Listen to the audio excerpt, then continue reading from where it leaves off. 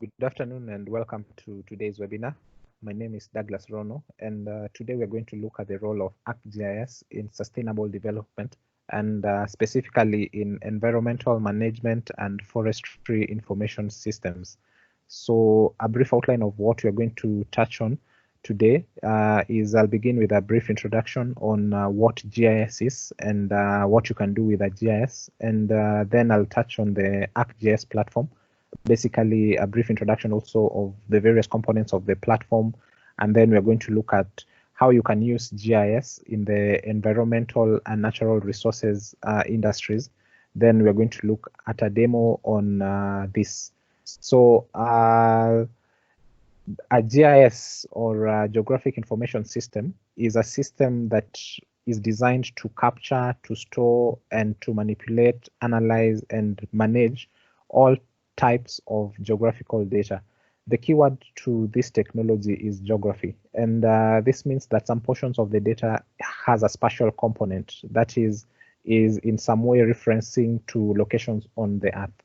So coupled with this data is usually tabular data known as attribute data, which can generally be defined as additional information about each of the spatial features.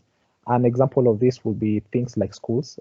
Schools can be locations can be uploaded to the GIS, and additional data such as the name of the school, the level of education taught, the student capacity will make up this attribute data. So you can use GIS, or rather a GIS provides the framework and process for applied sustainable development.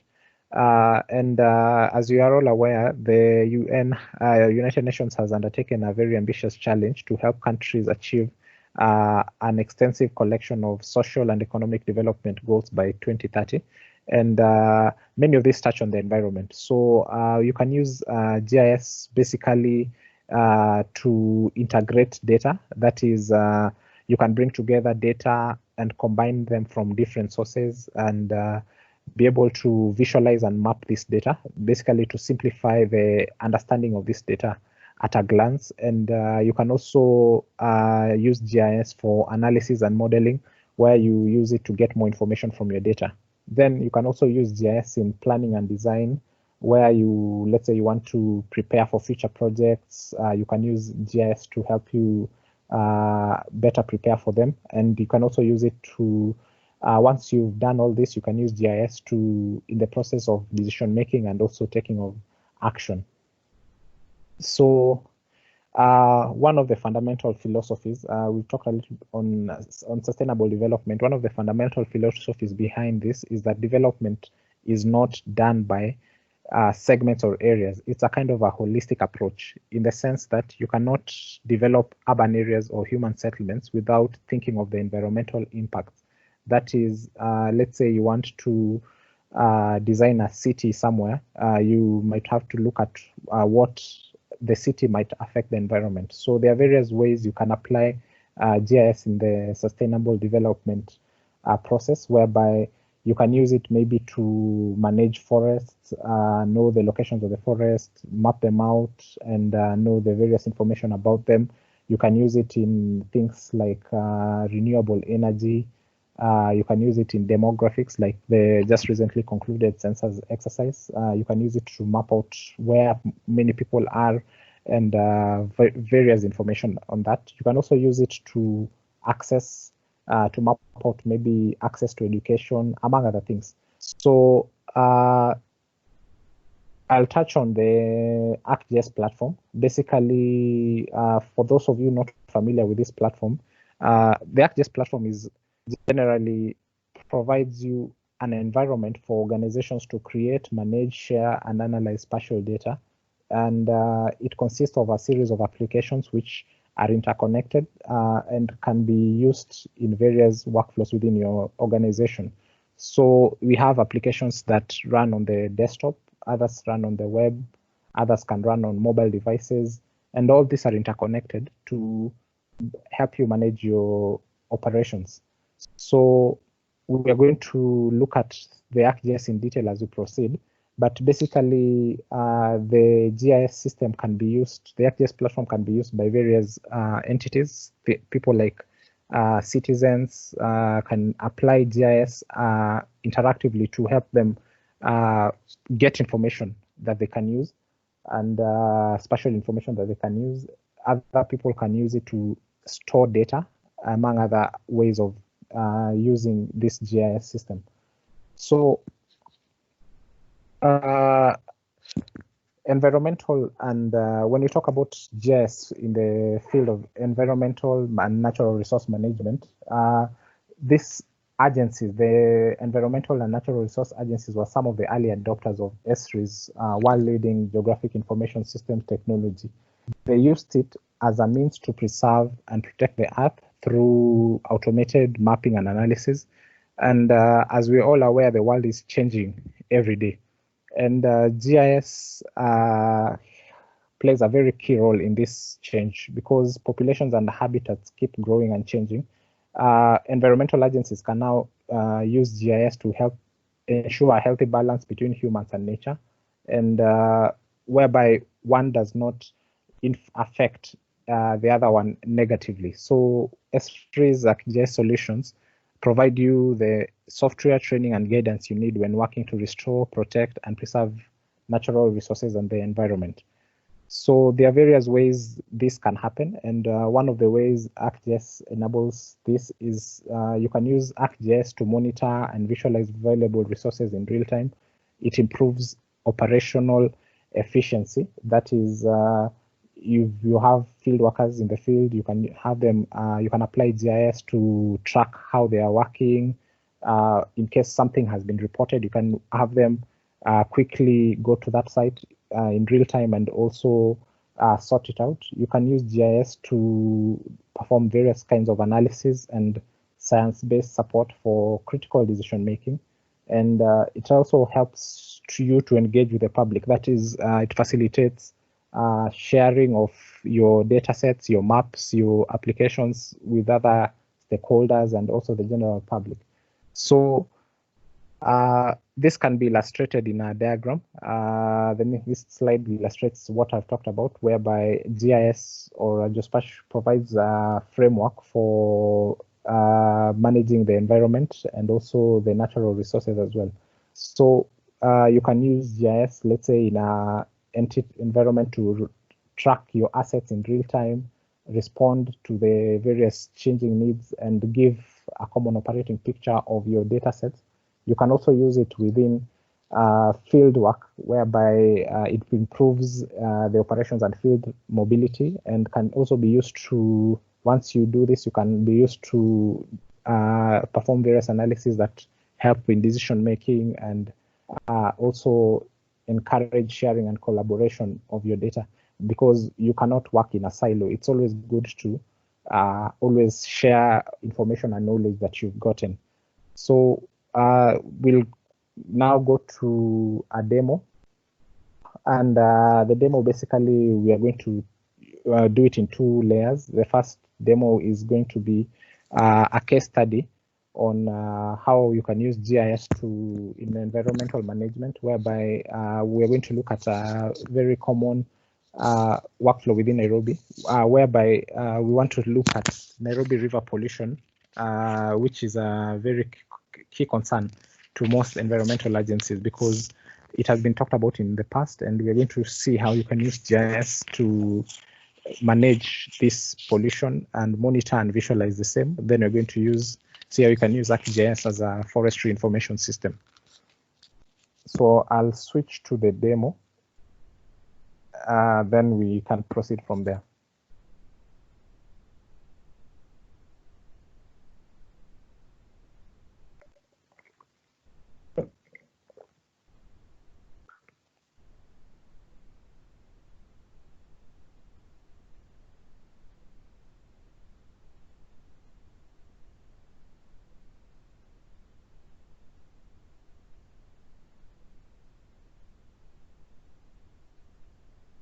Okay, so the first thing we're going to look at is a map that shows the Nairobi area, and this map is being displayed in a software called ArcGIS Pro. And ArcGIS Pro, like I mentioned earlier, we have various applications within the ArcGIS platform.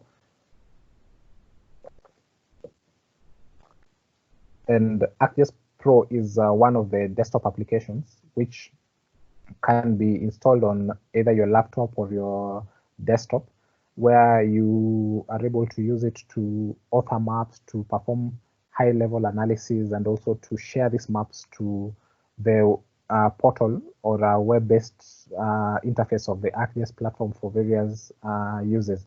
So this map here, as you can see here, shows the Nairobi area, boundary covered, indicated by the red polygon, and it also shows key rivers within Nairobi. You can see it shows the Ngong River, Mathare River, Nairobi River in this section here, which is called the contents section.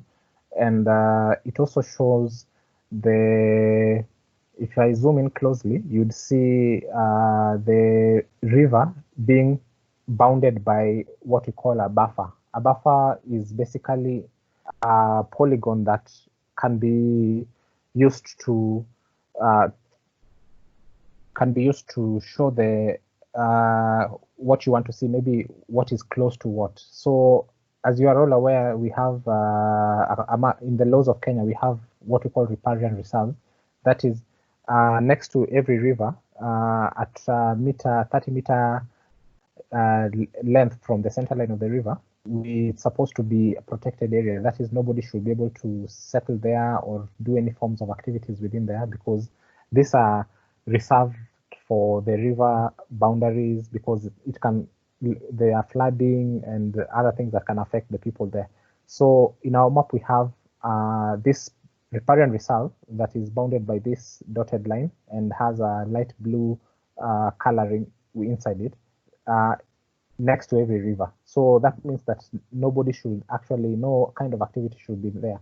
So as in one of the ways of managing your river is to figure out maybe which kind of people are encroaching these riparian reserves. So I'll go to a specific area called, next to Mathare River, and I'll add some point information that shows buildings that are within this area. And as you can see, we have many buildings that are inside the river at a glance. You can easily see we have buildings that could be that are showing various amenities within this area, and the various amenities are represented there on my map. And there are things like churches, there could be water points, there could be homes, and any other kind of things that are there.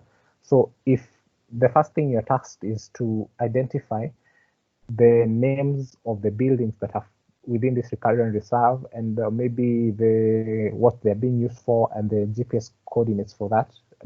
You can use GIS to quickly extract that information and print a report that gives you that information. So I'll open the attributes of this table, so of this Mathare River point, so that we can easily interrogate them. So the attributes are information, like I mentioned, that apart from a point that has the longitude and latitude location, we have attributes information that shows the various entities within it. So we can see we have an attribute of a name. So you can see the name of the entity that is there, and the amenity type. So amenity could be what the building is used for. So I'll use GIS some tools to select these features. So the tool I'll use is called select layer by location. And as the input features, I'll use the Mathare points, and then I'll select them using the riparian 30-meter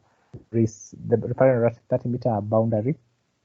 And we'll see the relationship will be intersect. That is, any building that intersects it, that is lies on the riparian reserve, should be able to be selected there.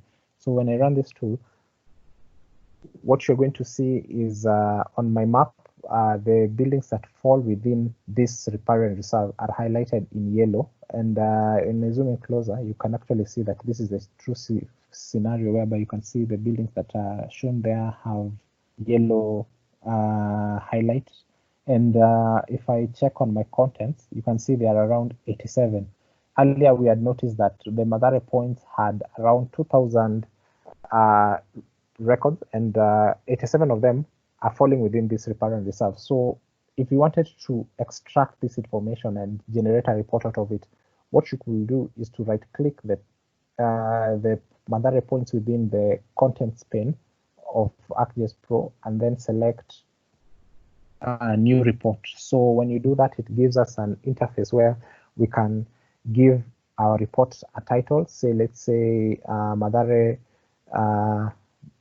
report on buildings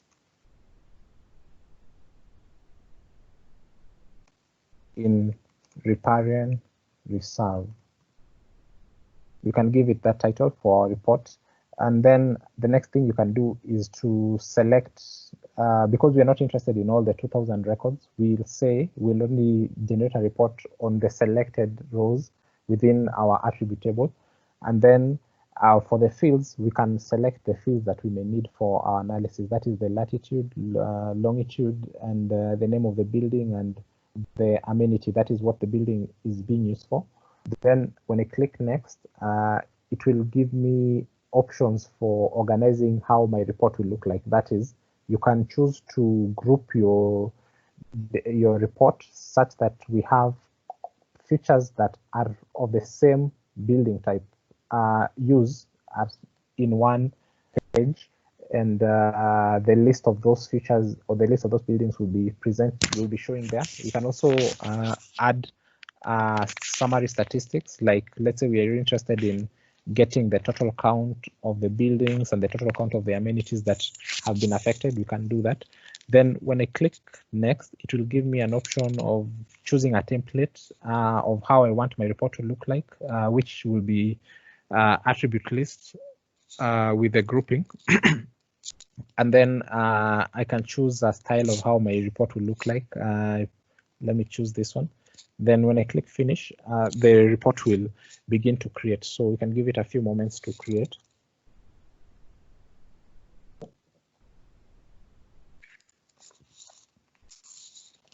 So my report is more or less ready. So this is how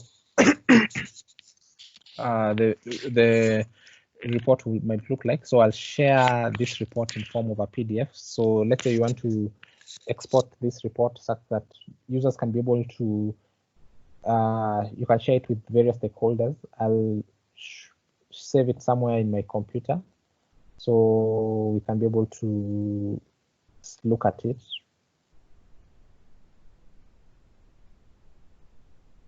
So I'll export that report. It's a total of 15 pages.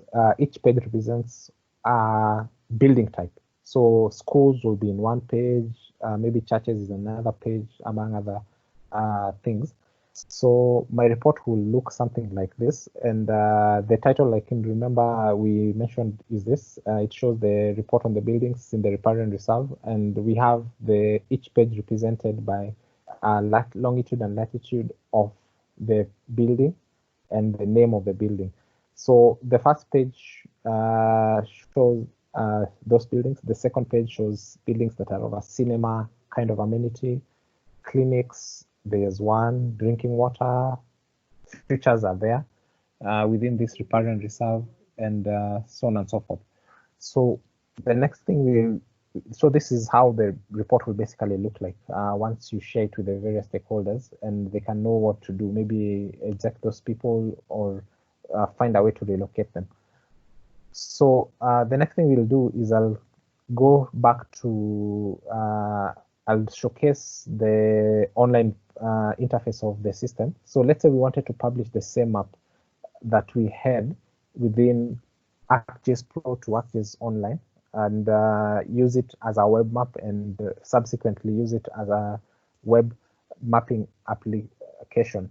So we have the building. We have this interface here, which you're seeing on the screen, is ArcGIS Online, which is a web-based interface where organizations can log in and be able to access some of the maps shared there.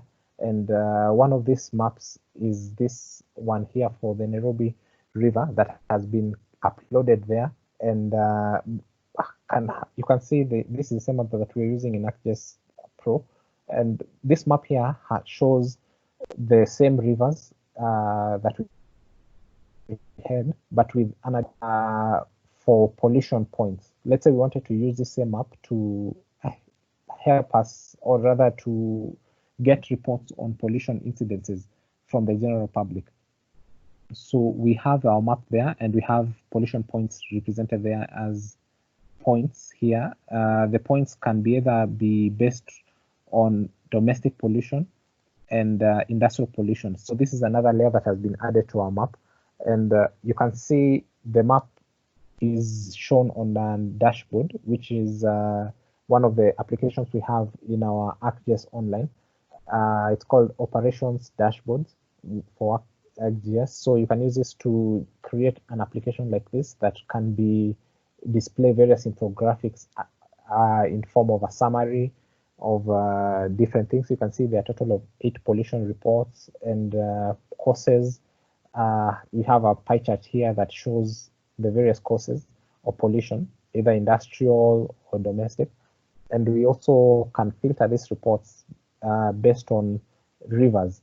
So let's say we wanted to see all the reported incidences within Marthare River. We can select that, and it will filter the map to show us this, and filter the other widgets to show us these reports. So let's say we also can also filter by dates. Like let's say we only want to see reports that have occurred between the last 2 days. Let's say between 14th of June. That's what we get, and we can maybe just get back to the default visualization so you can see all the reports. And these reports can be added to our application through an application called Survey 123. This is a mobile-based application where the users, you can send people in the field to do this kind of exercise to collect data on which industries or which companies are polluting the environment, and we have or people polluting the environment, or you can share this with the general public who they can use to report these particular incidences as well. So once the application is open on a mobile device, what you're seeing on my screen is basically what the users will be seeing on their mobile devices.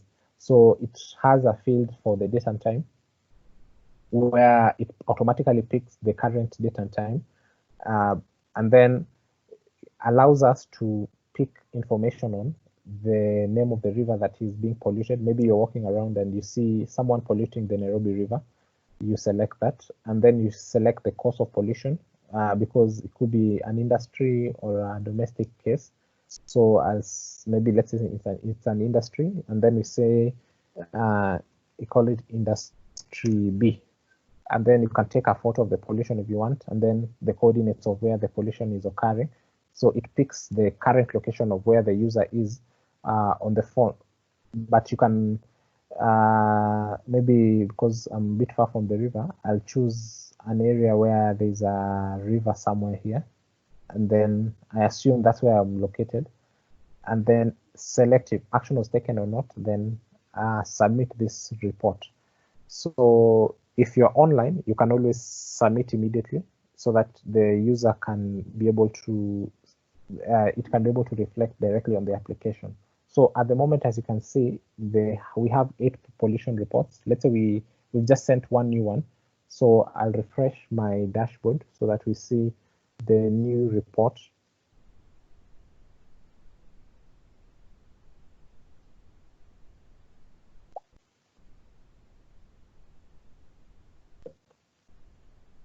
So the dashboard will load, and we'll see now instead of 8 pollution reports, we have 9 pollution reports for the industries.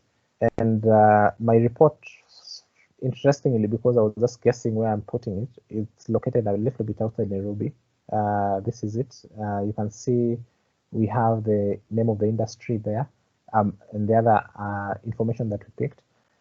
And we also can see it in this drop down, in this list of all the reported incidences. Usually when you click a list there, it can pop up and shows you where exactly it is on the map.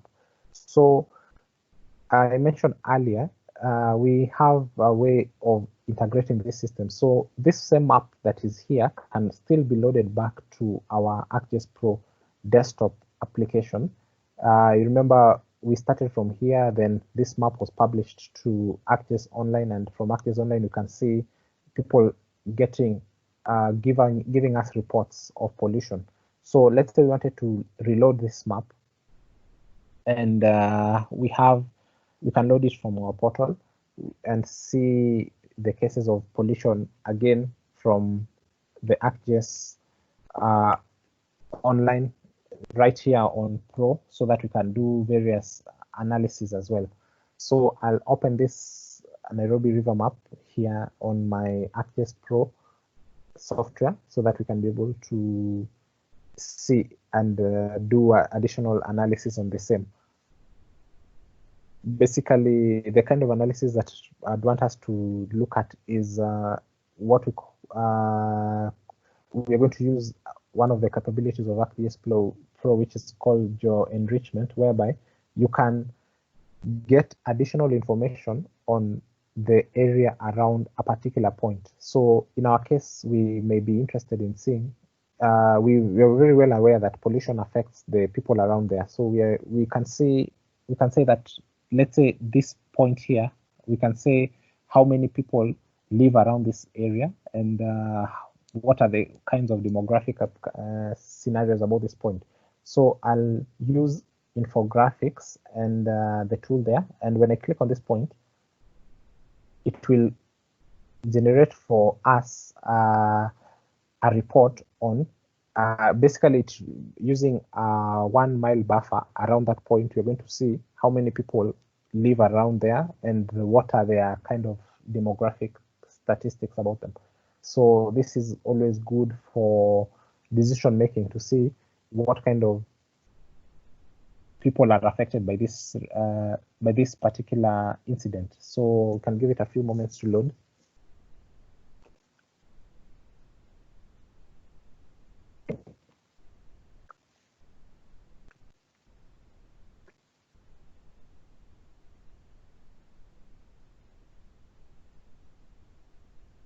Yeah, so it will give us a window where we can be able to look at this information. So as you can see on my map, we have the area, a 1 mile ring around the point that we are talking about. And within this 1 mile ring, we have statistical summaries of the total population living there, the total households, the average household size, among others information.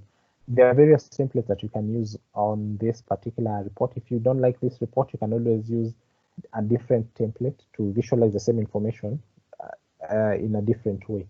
So once that is done, you can always export this report in form of either PDF or various other ways of exporting it. So let's say this is the same information we have on our map there. We have the total population there, average household size, and the total households living around the area.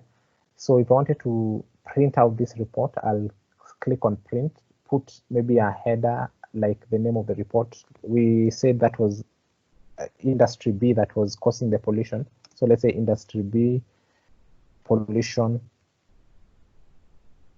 is just a header. Then for the subtitle, we can say affected households.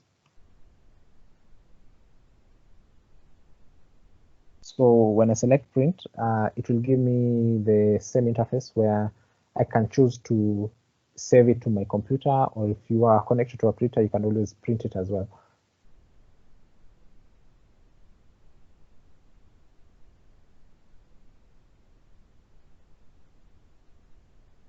So I'll save it to my computer somewhere, and I'll just give it the same name.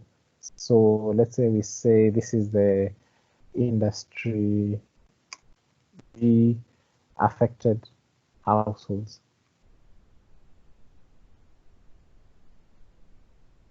So it will store it on my computer, and what the users will see is this same interface there.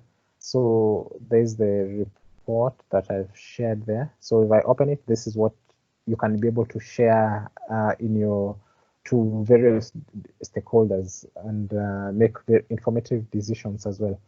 So the next thing that we can do is now we are now done with Nairobi River demos. So we are going to switch to the ArcGIS Online. So I'll show you a few more applications that you can use in forestry information management. So we have one application here. This is also an operations dashboard that highlights the forests in Kenya, the forest coverage in Kenya. There's a particular target that we have as a country to attain 10% forest cover by the year 2022. So we have here a map that shows the current situation as we have as 2020, whereby counties that have high percentage of forest cover are highlighted in a darker green color, while those that have a less percentage cover are highlighted in a light color. So the counties like maybe counties like this one, but here I think it's Trans Nzoia, you can see if the forest cover is 16%. Counties like maybe which one is this? Kirinyaga, the forest cover is 20% among others. So, and then we also have an interface here that shows us the total hectares of Kenya that is covered by forest and the actual percentage cover versus the national cover. So at the moment we're at 7.14, so which shows that we still have a lot of room for improvement. So, and then we can also see the top 5 percentage counties by percentage forest cover, like Nyeri here shows 38%, Elgeyo Marakwet shows 37%, Kericho, for example, shows 23%. So 23% of Kericho is covered by forest. And then we also have the top 5 by forest hectares. You can notice this is different from this because the counties like Garissa, for example, have the highest amount of hectares of forest, but in comparison to its actual size, Garissa is a bit big. So as much as it had 309,000 hectares of forest cover, the county itself is big. So that translates into a lower percentage, but still the size is high. So GIS can be used to extract such kind of information, which is not directly apparent when you look at data at a glance. So this can be used to monitor progress. You can have a similar dashboard maybe in the year 2021 to see if there is any change and so on and so forth, so that entities that are involved in afforestation, I think there's companies like Gatsby can be able to make such information, be able to make use of such information and better plan on where to plant trees, like areas like Marsabit with very low percent cover can benefit from the same. So another application that I'll show is a story map that shows forest in Kenya. And as you can see, forests are highlighted on a map here, and a bit of write-up on the forest are there or on the left. So it's like a sort of a slideshow that you can use to interrogate your data, whereby you want to see, let's say we're interested maybe Karura forest, for example. You can get that information where it is on the map and additional write-up on this forest, and even a picture that shows you how this forest looks like. So you can scroll one by one to go to the next forest and see this information. Say this is Mau Forest, and you can see how it looks like. And you can also go to just click anywhere down here below, and it will give you all this information about this forest. So the other thing that you can do when it comes to forestry systems or forest information systems is you can compare forest cover change between different areas using imagery. So these are set examples of an same area that is on this map. The one on the left, as you can see, shows a high percentage of forest cover, while the one on the right, maybe it could have been taken a few years later after maybe a forest, people have been able to cut down trees and development has occurred, so on and so forth. You can use this to compare the same area, how it looked like previously and how it currently looks like on the map, and easily see how impacts of deforestation have an effect on the environment. Another thing you can do with the GIS system is to have an animation, we know that forest fires are really cut down, or rather make forest cover to be able to decrease globally when they occur. So let's say a forest occurred in a certain forest, you can be able to see the trend on how the forest fire spread. So through a kind of an animation video that takes that shows how this spread in terms of dates. So this shows the percentage of forests that have been covered in this time period, as it grows and as it grows and as it spreads. So this information can be very useful in the event of monitoring the forest fire and taking relevant action about the same. So you can even predict how it will spread if you're doing it in real time. You can say if you see it spread in a certain direction, you can ask people who are living there maybe to evacuate and wait until the forest fire ends. So that is what we had for this presentation. I hope you've learned something, and I wish to end now, but you can always feel free to ask questions either in the chat section or verbally right